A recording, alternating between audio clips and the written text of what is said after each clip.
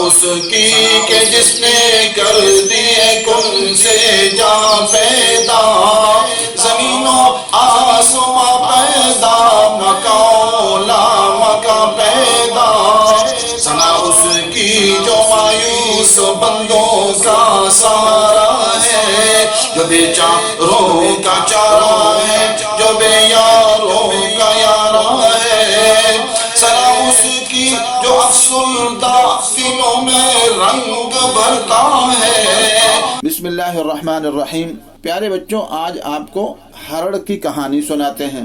ہرڑ کو فارسی میں حلیلہ کہتے ہیں اور عربی میں احلیج کہتے ہیں اور انگریزی میں بلیک مائی روبلم کہتے ہیں۔ ہرڑ کا درخت بہت ہی فائدہ مند درخت ہے۔ ہرڑ کے بارے میں بعض اطباء کہتے ہیں کہ ہرڑ انسان کے لیے ماں کی مانند ہے۔ جیسے ماں بچوں کو فائدہ پہنچاتی ہے تو ہرڑ کے بارے میں لکھا ہے یہ انسان کو فائدہ پہنچاتا ہے اور اس کے بہت سارے فائدے ہیں۔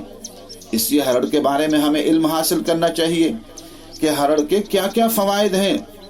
پیارے بچوں، ہرڑ کے بارے میں لکھا ہے کہ ہرڑ آنکھوں کے لیے مفید ہے اور یہ دمے اور کھانسی اور کوڑ اور پیٹ کے کیڑوں کے لیے ہرڑ مفید ہے، اور اگر آواز خراب ہو جائے تو اس کے لیے یہ ہرڑ مفید ہے، اور بلغمی بخار میں اور پیٹ کے درد میں یہ فائدہ دیتی ہے، اور پیاس کی شدت ہو تو اس کو فائدہ دیتی ہے، قے ہو اور ہچکی ہو اور کھجلی ہو اور دل کے مرض ہوں ان کے لیے فائدہ مند ہے۔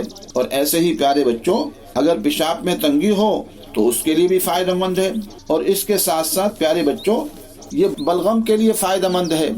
تو اللہ تبارک و تعالی نے پیارے بچوں ہرڑ کے اندر بہت سارے فوائد رکھے ہیں، اور ہرڑ کا ایک مربع بھی بنایا جاتا ہے، کبھی کبھی اس کو بھی استعمال کرنا چاہیے۔ بازار میں ہرڑ کا مربع مل جاتا ہے اور بہت ہی فائدہ مند ہے، کبھی کبھی اس کو بھی استعمال کرتے رہنا چاہیے۔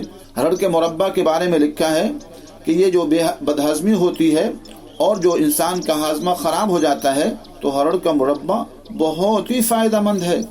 اور ایسے ہی اگر انسان پر جو ہے وہ زخم بن جائیں اور وہ پھیل جائیں زخم، تو ہرڑ کا جو کاڑھا بنا کر اس کے زخم اس سے دھونے سے بہت فائدہ ہوتا ہے۔ اور ایسے ہی پیارے بچوں، ہرڑ کو تھوڑے سے پانی میں گھسا لیا جائے اور پھر اس میں تھوڑا سا پانی، چونے کا پانی ملا لیا جائے اور السی کا تیل ملا کر لیپ کیا جائے، تو یہ اگر کوئی انسان جل جائے تو جلے ہوئے مقام کے لیے فائدہ مند ہے، یا گرم پانی سے انسان جل جائے تو اس کو لیے بھی بہت فائدہ مند ہے۔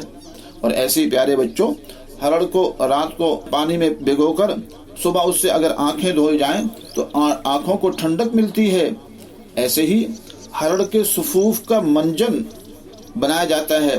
ہرڑ کے صفوف کا منجن کرتے رہنے سے دانت صاف رہتے ہیں اور ٹھیک رہتے ہیں۔ سبحان اللہ، اللہ تبارک و تعالی نے پیارے بچوں دیکھو اس کے اندر کتنے فوائد رکھے ہیں۔ ایسے ہی پیارے بچوں، ہرڑ کا جو چھلکا ہوتا ہے اس کو باریک پیس کر سرمے کے طور پر استعمال کرنا، آنکھوں سے اگر پانی بہتا ہے تو اس کے لیے فائدہ مند ہے۔ ہرڑ کی گٹلی کو پانی میں پیس کر لیپ کرنے سے آدھے سر کا درد دور ہو جاتا ہے۔ سبحان اللہ، ہرڑ کے کاڑھے کے ساتھ پکائے ہوئے گھی کے استعمال سے بے ہوشی اور غشی کی تکلیف دور ہو جاتی ہے۔ ہرڑ کا صفوف شہد میں ملا کر چاٹنے سے انسان کے اندر جو پت وغیرہ ہوتی ہے وہ دور ہو جاتا ہے، اور پیٹ کا درد اور اسہال دور ہو جاتا ہے، اور بخار اور جریان کی جو شکایت ہے وہ بھی مٹ جاتی ہے۔ اور ایسے ہی پیارے بچوں، ہرڑ کے صفوف اور مصری ہم وزن ملا کر استعمال کرنے سے ہاضمہ کی قوت بڑھ جاتی ہے، اور اسی طرح ہرڑ کے کاڑھے میں شہد ملا کر پلانے سے منہ کے جو امراض ہوتے ہیں وہ دور ہو جاتے ہیں۔ اور ایسے ہی ہرڑ کا چھلکا